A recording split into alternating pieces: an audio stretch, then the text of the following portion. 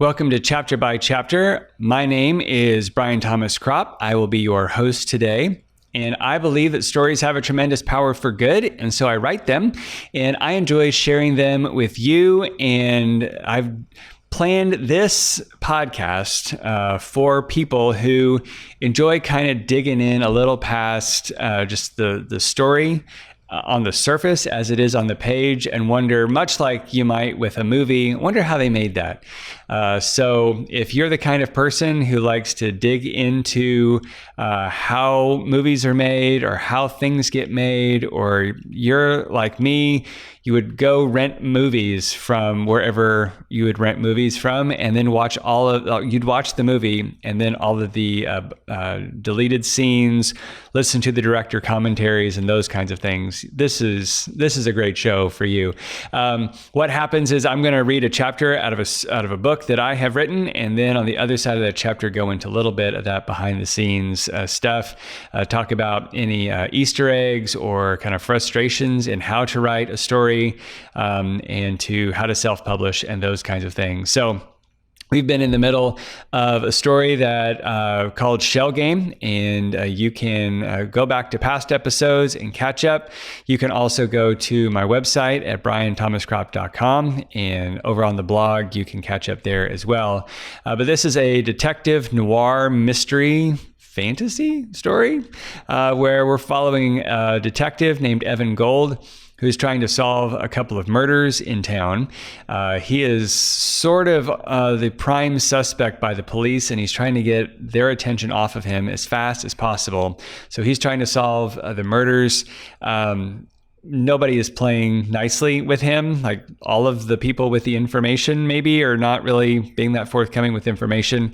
He did run across this mysterious pearl-like thing that has been giving him thoughts and talking to him kind of mysteriously. A couple chapters ago, it decided to reveal itself to him as this woman princess named Lillian from another world, and she is running for her life and has asked him to protect her, and so he needs to do that.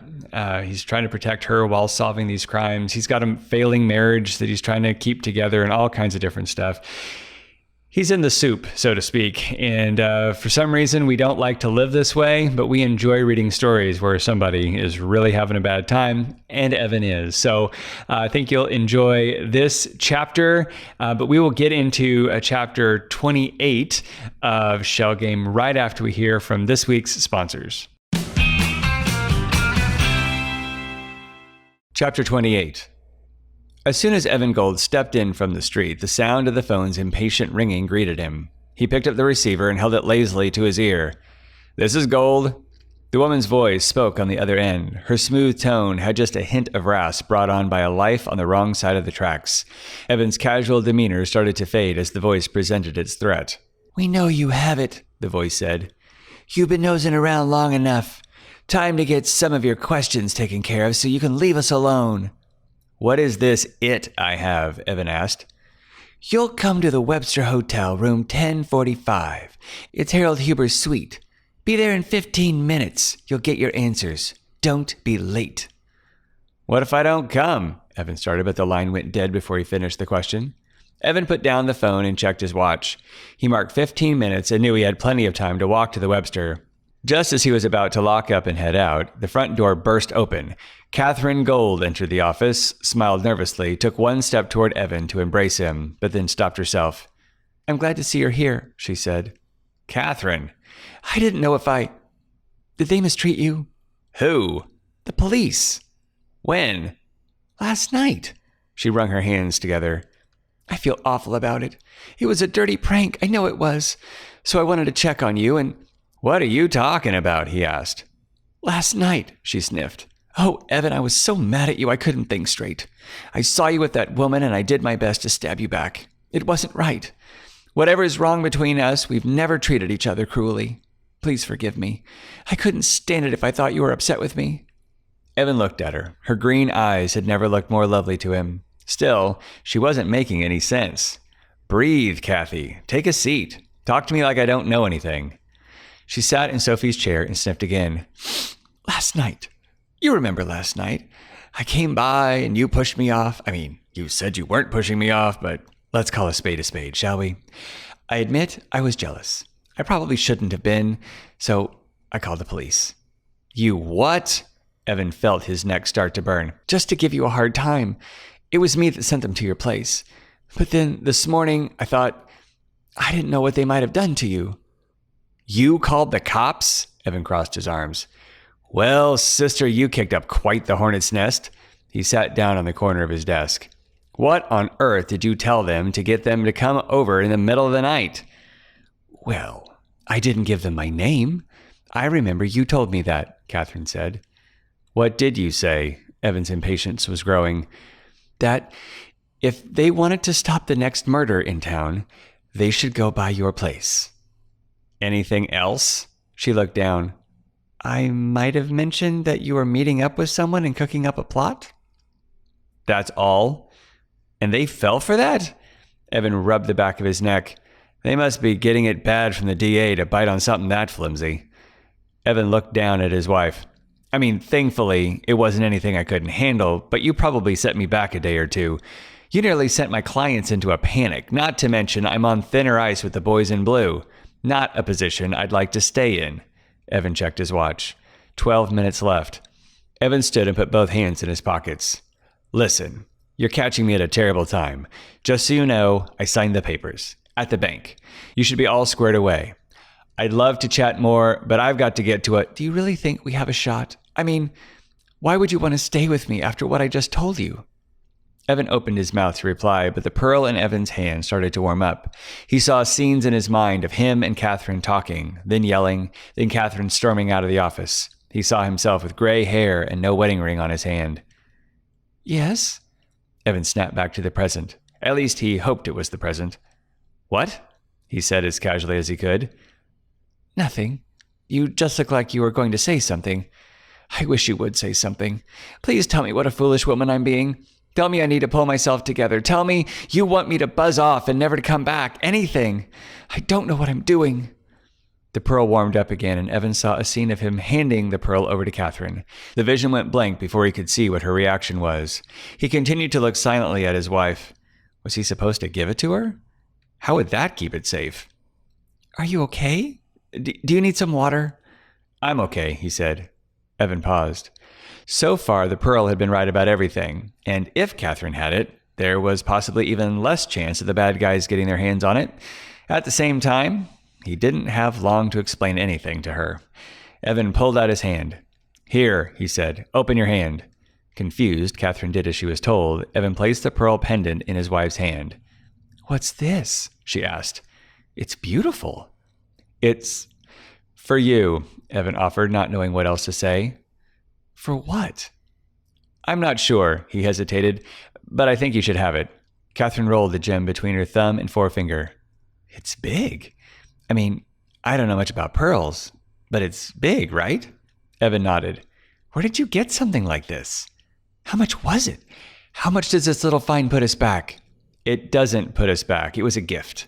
Evan felt the time to get to his meeting at the Webster slipping away. Did she give it to you? Catherine prodded. Who? The woman you were with. No, Evan said. Got it while treasure hunting. I see, Catherine said. She examined the pearl some more. Evan almost wanted it to light up blue just to see if Catherine saw it too.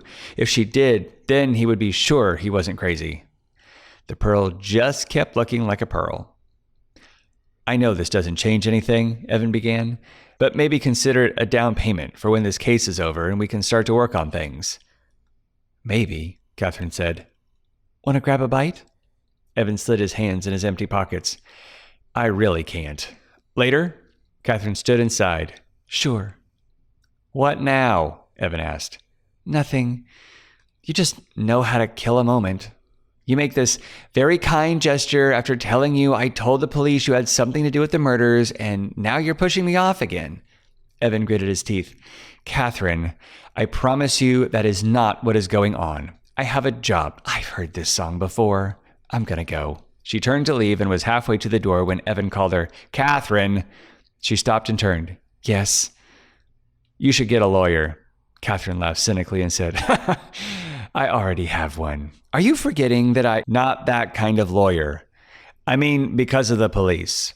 You called them. You're my wife. Sooner or later, they're going to come calling anyway. You should get a lawyer who deals with this kind of thing.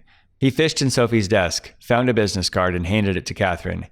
This is my guy. Talk to him. He can protect you from the fire that's likely to come if I can't get these murders solved soon. Evan, really, I think one lawyer is good enough for talk to him. And for goodness sake, be honest with him. He can only help you if you're honest with him. Evan noticed Catherine's face progress from worried to frightened. Look, he said, you don't have to tell him everything, though it would be fine if you did. He doesn't tell me anything he's not supposed to. But if you'd like to stay out of prison, please don't make anything up. Do you understand me? This is very important. Catherine looked at the card in such a way Evan wondered if she was trying to memorize it. Do you understand me? There are some bad characters out there doing who knows what. I may not be able to protect you from all of it, he said. She looked up. Yes. Then, I'll talk to him. Evan's face warmed a bit, and he said, Now, I'd better scoot. I have somewhere to be, and I can't get out of it. If I don't show up, this whole situation could get messier. I promise we'll talk, but I still have a few days before the week is out. She looked up at Evan. Her eyes were searching for any trace of a hint about what kind of mess Evan was in. She found nothing.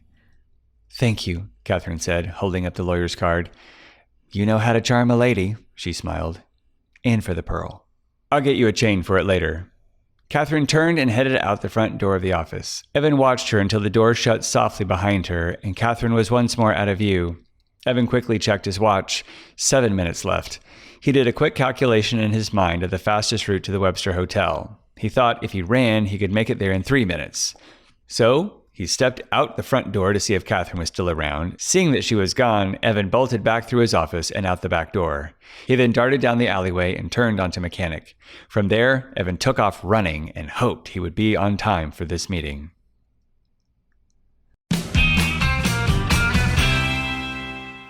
I mentioned last week that chapter 27 was sort of a pause in the action, and talked a little bit about how as you're writing a story, you want to have different hills and valleys of tension. So you want to have rising tension and then let some air out of the balloon, so to speak, and then ramp it back up and then let it out a little bit.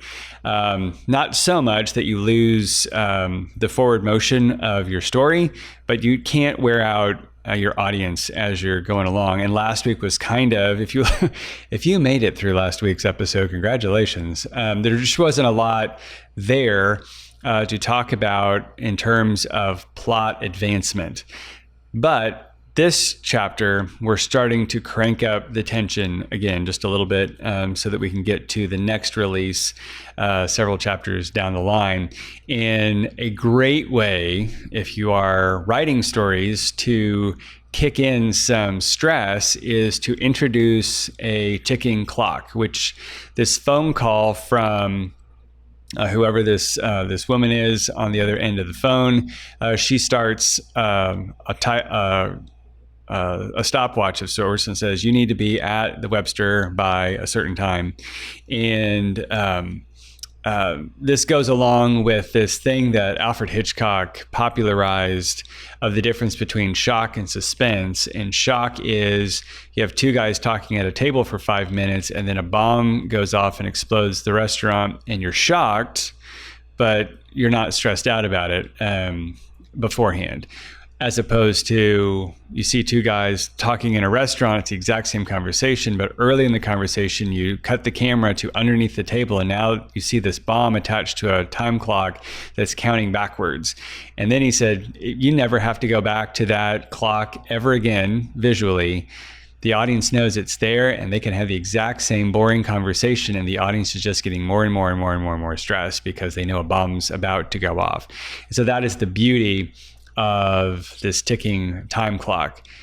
Not just that he has to be somewhere, but that we get to interrupt him with Catherine, who is up to this point always upset that he has somewhere else to be. And so he's about to tear out the door to go to this meeting and he's interrupted by someone who he needs to spend time with. And so the hope is that this helps create a fair amount of tension.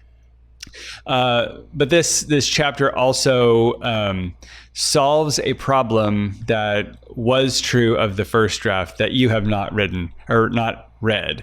That I've talked about over several weeks where I'd written a draft that I thought was pretty okay. I didn't have a whole lot of problems with it because I'm prideful, and handed it to some of my friends who read it and gave me some honest feedback, which I greatly appreciated, and said, I've got some issues. One of them was that Evan seemed like a jerk, and so how can we help him not be a jerk? So remembering for him to actually go to the bank, that was one of those things. So he can say in this chapter, by the way, that thing that you keep asking me if I've done, I did it, and here you go.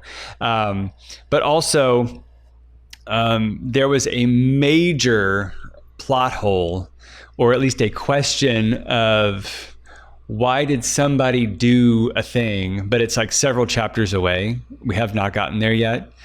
But to alleviate that problem, I needed to set up something here. So him handing the pearl to Catherine is the setup for, it's, I guess, the plug. Like if you're a Star Wars fan and like there's this massive plot hole in A New Hope of why on earth did they design the Death Star with this really bizarre weakness in it, that if you shot a photon blast down this one chute, the whole thing is going to explode. And so they created Rogue One largely to fix that one plot hole multiple decades later.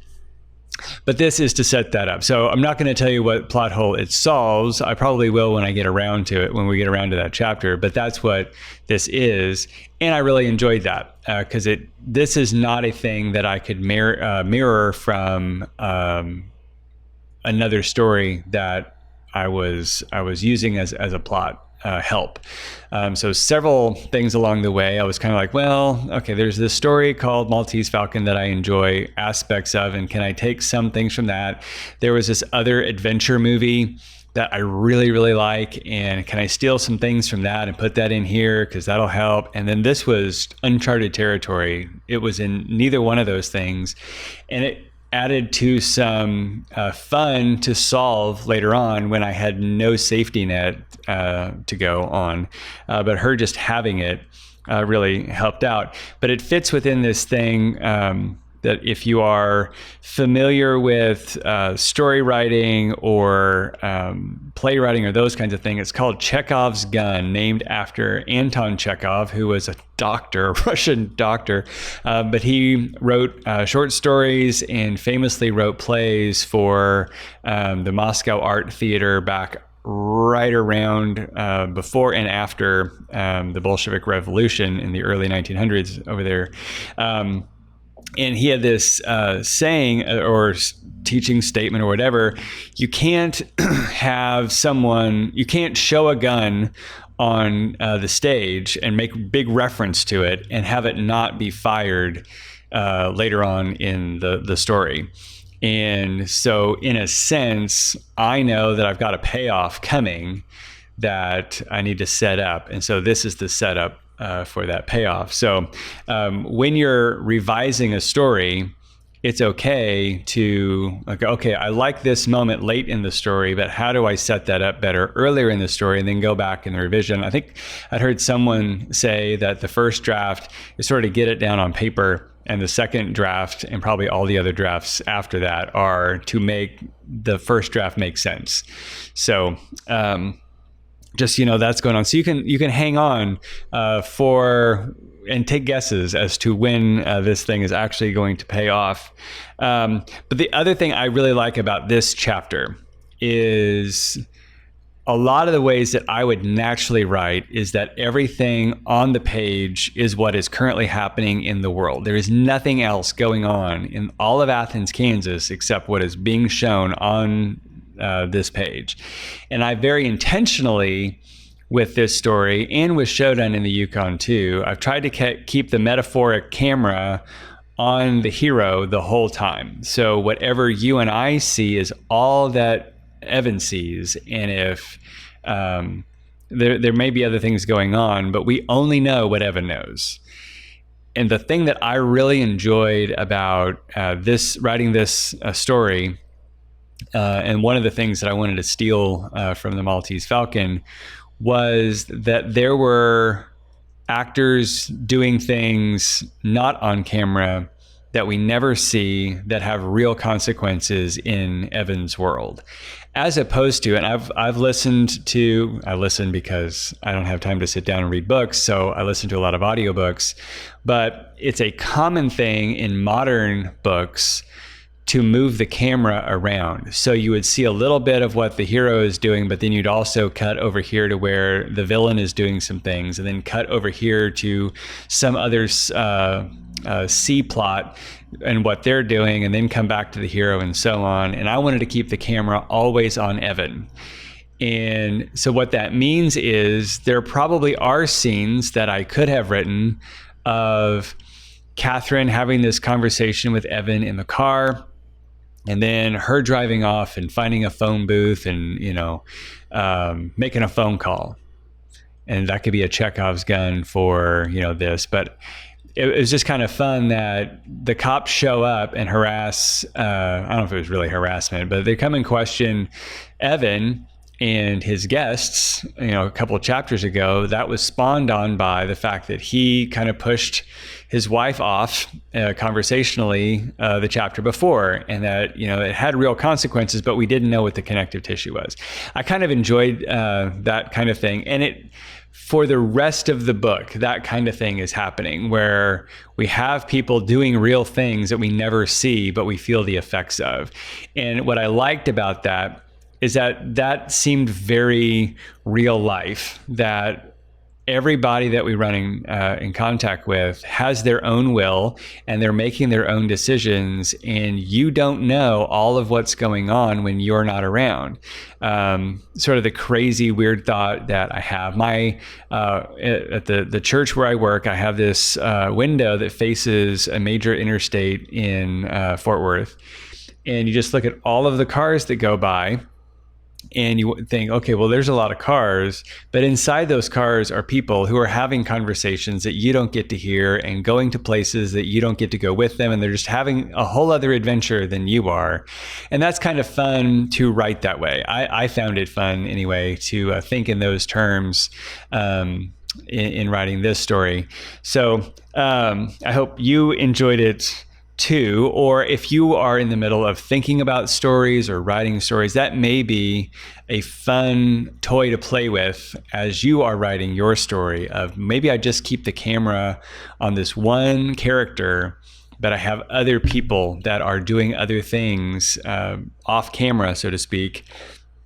And then what are the effects of their decisions on my main guy that they have to deal with to make the plot move forward. So maybe that's a helpful tip for you.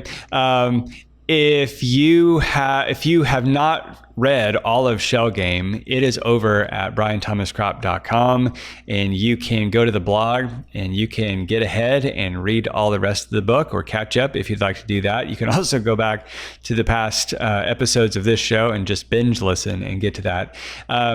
Of course, I'm going to plug the books on Amazon because, I put them there for people to find. And the cover, I really like the cover. I think of all of the compliments I've gotten on this story, I've gotten the most on the cover. So just, go check that out. But it's over there at amazon.com. And if you've read the book, you can leave a rating and review over there. That would be a help to let other people know about the story. You can also point people over there. If you're enjoying the story and think other people would enjoy it as well, you can point them over there as well, or to the website. I also have a newsletter that comes out once a month that lets you know a little bit about what goes on off camera, I guess, with me and my family, as well as news about new releases. So you can go to brianthomascropp.com and check out that as well. Those are all the things. And you can find out more books that I've written through the show notes in this episode. And I invite you back here next week as we dig into chapter 29. I think you're really going to enjoy what happens in chapter 29 of Shell Game. We'll see you back here next time.